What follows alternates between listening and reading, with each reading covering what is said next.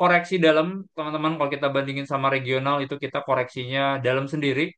Ada something spesifik, kita secara year to date kita juga udah turun dalam ya. Jadi itu cuman itu ya sebenarnya ada kalau saya tetap sama gitu ya, bahwa buat di minggu depan ini buat ISG ini saya lihat sih sebenarnya rawan pressure ya. Pressure-nya itu masih lumayan tinggi, katalis negatif, katalis positifnya itu lumayan minim gitu ya.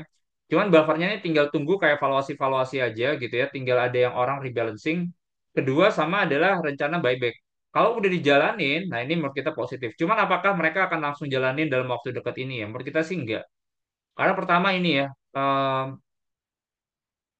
at least nanti sampai 2 April ini menurut kita tuh kayak volatility-nya masih tinggi ya. Apalagi nanti ini libur Lebaran panjang nih ya. Jadi libur Lebaran panjang, pasti ini yang resiko ketidakpastiannya juga lumayan tinggi. Kayaknya mereka nggak akan jalanin dalam waktu dekat ini dan nggak akan signifikan. Jadi most likely akan kejadian setelah Lebaran. Jadi itu ya. Cuman cerita menariknya adalah yield ya. Jadi kalau kita lihat itu adalah nanti beberapa bank itu akan announce mereka punya RUPS ya, itu di minggu depan ya teman-teman ya. Jadi harapannya bisa positif ya. Karena kalau bank, ini at least sih saya kalau misalnya ngitung-ngitung dari harga sekarang itu bisa dapat 5% 6% dari sisi yield ya. Atau bahkan bisa dapat sekitar 8 sampai 10% karena koreksinya makin dalam ya. Nah, jadi eh, teman-teman boleh coba liatin buat bank.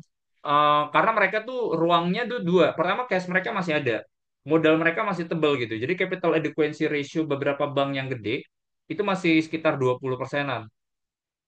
Berarti ini dana buat dividen ini nggak akan ada masalah gitu ya. Jadi itu yang pertama. Kedua, karena mereka holdingnya nanti jadi Danantara butuh capital gitu ya, butuh modal. Mereka ada ruang secara payout ratio itu jadi bisa lebih tinggi. Nah, jadi ini yang menurut kita nih game nanti pengumuman dividen ini pasti jadi positif ya, teman-teman ya.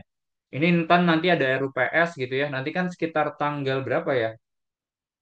Saya lupa deh. Kalau misalnya BNI itu eh, di 26 Maret ya, di hari Rabu. Nah, jadi itu ya. Habis itu ada Mandiri, ada BRI juga. Deket-deketan tuh semuanya tuh. Nah, jadi itu sih. So, bisa positif ya teman-teman ya. Cuman kita coba pantau juga nih maksudnya. Ketika rupiah itu apakah nanti akan ada beberapa reshuffle ya. Cuman reshuffle ini menurut kita tuh harusnya nggak terlalu jadi dampak yang negatif. Kecuali kalau seandainya direksi-direksinya nanti, kalau seandainya Bank Mandiri misalnya diisi oleh jabatan-jabatan politik ya. Wah, ini menurut kita agak khawatir aja sebenarnya. Jadi itu yang kita masih agak khawatirnya. Cuman dividen ini menurut kita bisa jadi salah satu katalis positif ya buat ke Bank BUMN.